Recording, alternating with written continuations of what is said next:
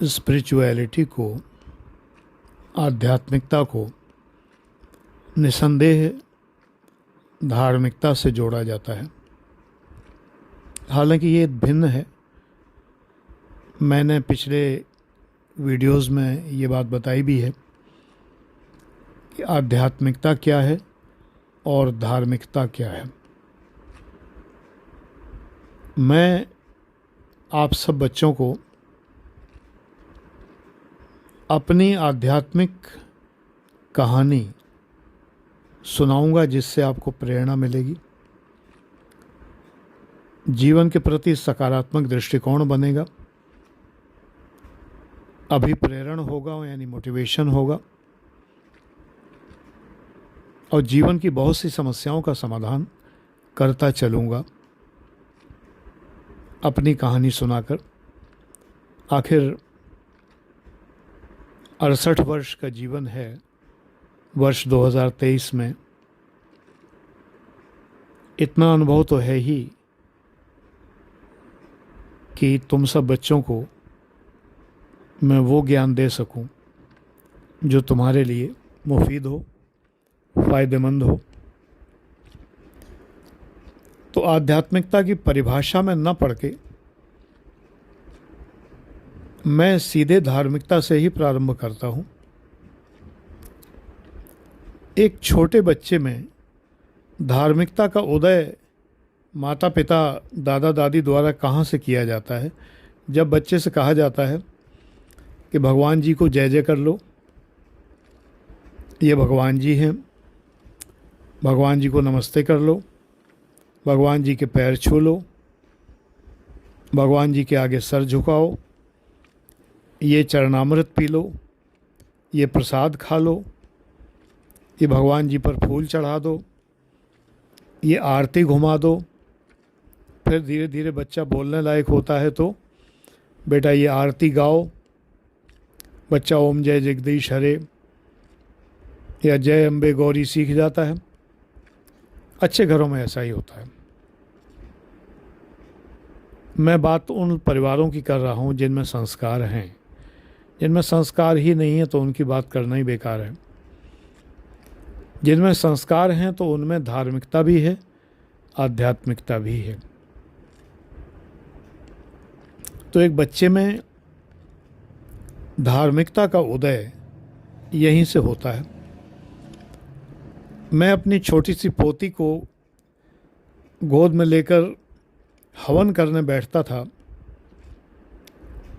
तो वो मेरे गोद में बैठी नवरात्रि के हवन में गोद में लेटी हुई हवन की आहुति डाला करती थी।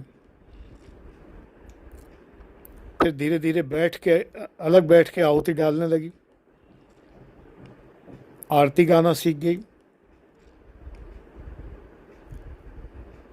ऐसा नहीं है कि इसके लिए उसके अध्ययन से कंप्रोमाइज़ किया गया हो। अध्ययन अपनी जगह है, संस्कार अपनी जगह है। अच्छे स्कूल में पढ़ी है, ग्रेजुएशन में आ गई है,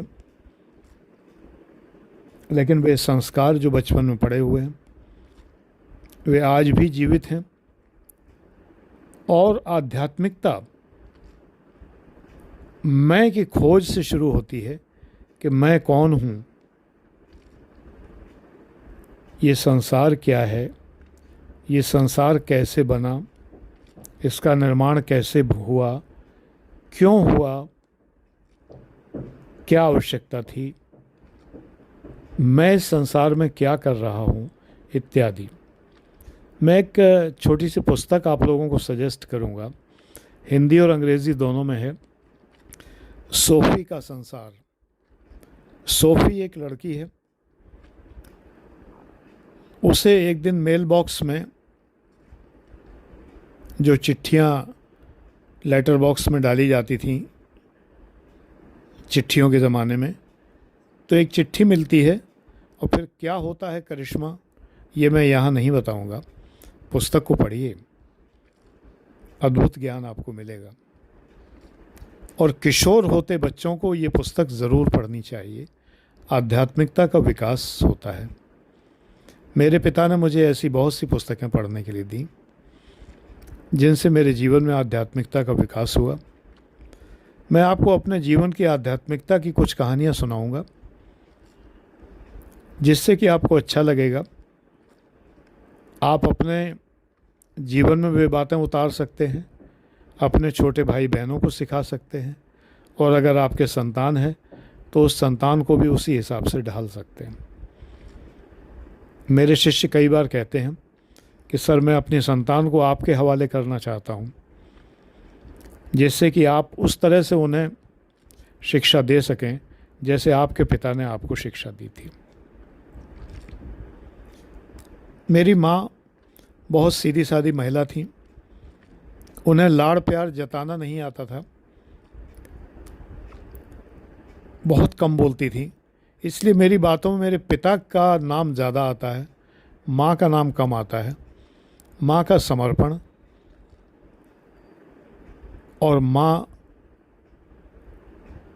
का जो स्नेह है, अविरल सरिता जो बहती हुई, बस वो मेरे जीवन को सिंचित करती रही।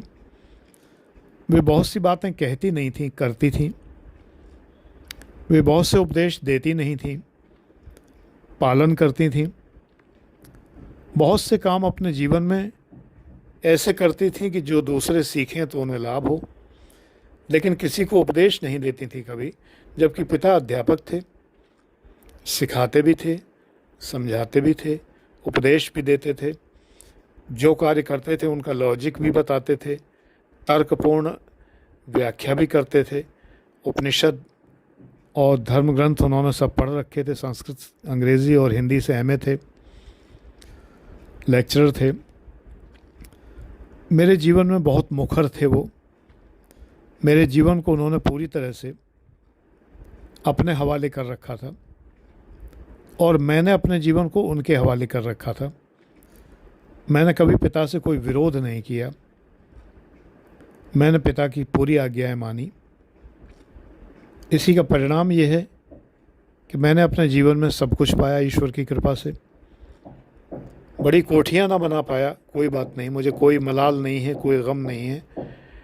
बड़ी गाड़ियाँ ना खरीद पाया, बड़े व्यापार ना कर पाया, लेकिन छोटे से घर में रहकर, छोटी सी गाड़ी में चलकर मैं अपने को बहुत सुकून में महसूस करता हूँ, बहुत चैन में महसूस करता हूँ, क्योंकि मेरे जीवन में आध्यात्मिकता मेरे पिता लाए और इस प्रकार से उन्होंने मेरे जीवन में धार्मिकता और आध्यात्मिकता का प्रवेश कराया कि मुझे पता ही नहीं चला कि कब मैं वो अच्छी बातें सीख गया जिनके सीखने से मेरे जीवन में व्यापक परिवर्तन आने थे।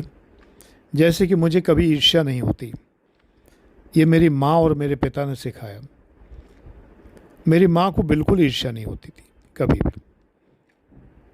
उनका कहना ये था कि हर कोई अपना अपना जीवन जीता है, हम अपना जीवन जीते हैं, वो अपना जीवन जीते हैं, ईर्ष्या क्या करना। एक बार मुझे याद है कि मेरे पड़ोसी एक 5-6 मकान आगे रहते थे, कुंवर उल्फत सिंह। बहुत खेती बाड़ी थी उनके, वैसे दूध बेचने का काम किया करते थे। घर में गाय भैंसें वगैरह रहा करती थी। उनके ड्राइंग रूम में बैठक कहते थे उसे, मोहल्ले में।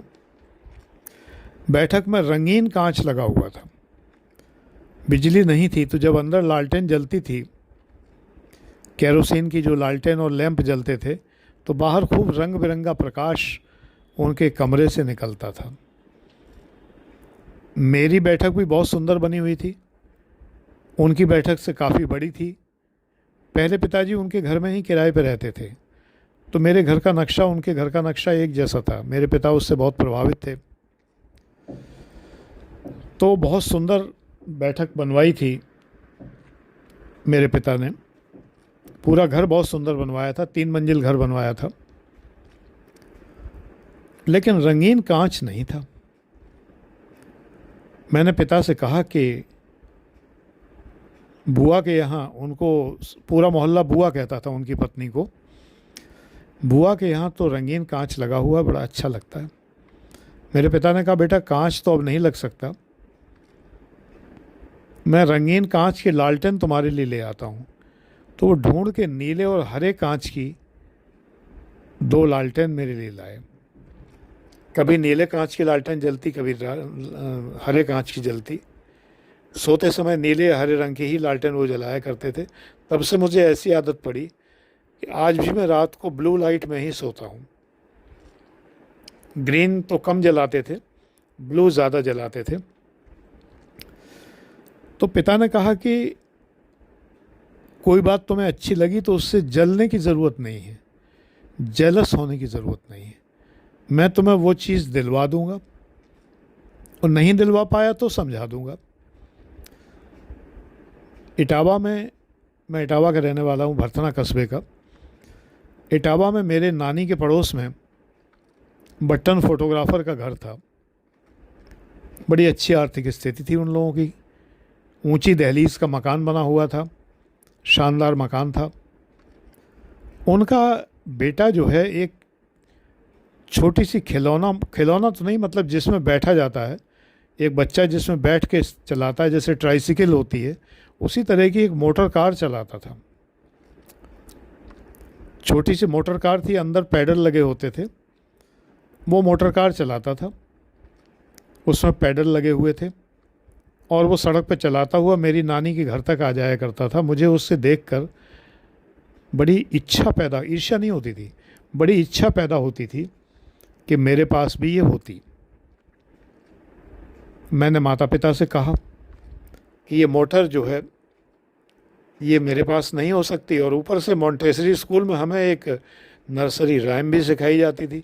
मोटर चलाऊं भाई मोटर चलाऊं, लाल बत्ती हो तो मोटर रुकाऊं, हरी बत्ती हो तो मोटर चलाऊं, ब्रेक दबाऊं, स्टीयरिंग घुमाऊं, मोटर चलाऊं भाई मोटर चलाऊं।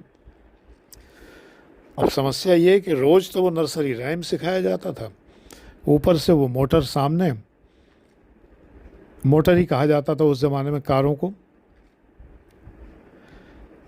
तो मोटर कार। तो मैंने कहा, तो पिता ने कहा कि इस बार नुमाइश में तुम्हारे लिए देखेंगे। इटावा में नुमाइश लगती है, उसमें बड़े अच्छे अच्छे खिलौने आते थे। हर साल मैं वहाँ खिलौने ख़रीदता था। नुमाइश आई नवंबर के महीने में। मोटर भी थी नुमाइश में, लेकिन 40 रुपए की थी। पिताजी की तनख्वाह उस समय 200 रुपये थी, मुझे बहुत अच्छे से याद है, क्योंकि पिता ने कहा था कि बेटा मेरी तनख्वाह 200 रुपये है, 40 रुपये को जब 5 गुना करते हैं तो 200 रुपये होता है। घर का खर्चा 180 रुपये का है, 20 रुपये हम बचाते हैं, तो 40 रुपये की मोटर बेटा कैसे ख़रीद सकते हैं। चलो अगले साल देखेंगे, बचत करना शुरू करते हैं, 5 रुपये महीने बचाते हैं, तो अगले से अगली नुमाइश में तुम्हारे लिए मोटर ले दूंगा। हालांकि पिता को भी ये पता था कि तब तक मैं बड़ा हो जाऊंगा, 2 साल, और मुझे भी लग रहा था कि शायद तब मैं मोटर में न बैठ पाऊँ। बहरहाल मोटर तो नहीं आई, और जब पिता मोटर ख़रीदने लायक हुए, खिलौना वाली मोटर कार, तब तक मैं बड़ा हो चुका था। मेरी वो इच्छा समाप्त हो गई। कोई मुझे बट्टन फोटोग्राफ़र के बेटे से ईर्ष्या नहीं हुई। पिता ने बड़ी चतुराई से और बड़े ही प्रेम से मेरे मन से ईर्ष्या निकाली। उन्होंने कहा बेटा मोटर नहीं चला पाते तो कोई बात नहीं है, तुम्हारे लिए ट्राइसिकल ला दूंगा, 3 पहिए की साइकिल। 3 पहिए की साइकिल 18 रुपए की आई, वो उन्होंने मुझे ले दी, और मैं 3 पहिए की साइकिल को मोटर समझ के घुमाता रहा। एक छोटी सी घटना और बताऊंगा आज के वीडियो में, फिर बाकी शेष जो है अगले भाग में। थोड़ा और बड़ा हुआ, 8 साल का था, तो कैनेडी के पुत्र की फ़ोटो छपी थी। एक किताब थी हमारे यहाँ जॉन फिट्ज़गेराल्ड कैनेडी पर, मेरे पिता ने मुझे पढ़ने के लिए दी थी। बड़ी सुंदर किताब थी। उसके अंदर कैनेडी के पुत्र का एक फ़ोटो था जिसमें वो बंद गले का एक कोट पहना था। बंद गले का नहीं, खुले गले का एक कोट पहना था। उन दिनों रंगीन किताबें नहीं होती थी, ब्लैक एंड वाइट ही होती थी। तो ब्लैक एंड वाइट चित्र था। मुझे कैनेडी के बेटे को देखकर कुछ ईर्ष्या हुई। मैंने पिता से कहा, कैनेडी का बेटा भी 8 साल का था उस समय। उसमें नीचे लिखा हुआ था कि 8 साल का, नाम मुझे याद नहीं है इस समय। तो मैंने पिता से कहा कि ये भी 8 साल का है, मैं भी 8 साल का हूँ, इसका कोट बड़ा सुंदर है। पिता ने उसी दिन मेरे लिए वैसे ही कोट का ऑर्डर किया, सर्दियों के दिन थे। टेलर से कहा, कपड़ा ख़रीदा। टेलर से कह के एक चेस्टर, वो चेस्टर था एक्चुअली, कोट नहीं था, चेस्टर यानी नीचे लंबा कोट होता है, मेरे लिए एक चेस्टर का ऑर्डर किया। टेलर नाप लेने आया, नाप ले गया और 10-15 दिन बाद वो चेस्टर बन के मेरे पास आ गया। मेरे पिता ने मुझे वो चेस्टर ले दिया और उन्होंने मुझसे एक स्वर्णिम सूत्र कहा कि बेटे, जलते नहीं हैं, इसको जलना कहते हैं, इसको ईर्ष्या कहते हैं, ईर्ष्या नहीं करते हैं, है ना। तुम्हें जब ये लगे कि उसके पास है मेरे पास नहीं है, उसके पास क्यों है, और तुम्हें उस पर गुस्सा आए, तो इसको ईर्ष्या कहते हैं। और इस ईर्ष्या में हम स्वयं जलते हैं, नुकसान हमारा ही होता है। कोशिश करो कि जो किसी की चीज़ तुम्हें पसंद आई है तो वैसी चीज़ तुम खरीद लो। अगर नहीं खरीद सकते हो तो फिर तसल्ली कर लो कि हमारे पास पैसे नहीं हैं, मजबूरी है, हम नहीं ले सकते हैं। इसीलिए मुझे आज इस बात से कोई ईर्ष्या नहीं होती कि मेरे तमाम रिश्तेदारों ने नोएडा में, ग्रेटर नोएडा में फ़्लैट ख़रीद रखे हैं, करोड़ों के फ्लैट उन्होंने ले रखे हैं, मेरे पास नहीं है। मुझे कोई ईर्ष्या नहीं होती, मुझे आवश्यकता ही नहीं लगती। उन्होंने फ्लैट खरीद रखे हैं, यूँ ही पड़े हुए हैं, किसी का मुकदमा चल रहा है, किसी का कुछ हो रहा है, किसी का बिल्डर भाग गया है, किसी के किराएदार ने कब्ज़ा कर लिया है, किसी को किराएदार नहीं मिल रहा है, किसी को मिल गया है तो वो तोड़ फोड़ कर रहा है। फ़िलहाल वो फ्लैट ख़रीद कर वो लोग चैन में नहीं है, क्योंकि रह रहे हैं दूसरी जगह और फ्लैट को ख़रीद रखा है केवल स्टेटस सिंबल के लिए कि उनके पास नोएडा या ग्रेटर नोएडा में एक फ़्लैट है। मैं इस तनाव से मुक्त हूँ कि मेरे पास फ्लैट है और वो फ्लैट का जो बिल्डर है वो भाग गया है, या बिल्डर जो है वो पोजेसन नहीं दे रहा है, या किराएदार कब्ज़ा किए ले रहा है, या किराएदार तोड़फोड़ कर रहा है, या किराएदार नहीं मिल रहा है। इन चिंताओं से मैं मुक्त हूँ। तो बेहतर स्थिति में कौन हुआ? मैं ना। तो बस यही मुझे बताना था। आज की वीडियो में इतना ही, शेष फिर बात करते हैं।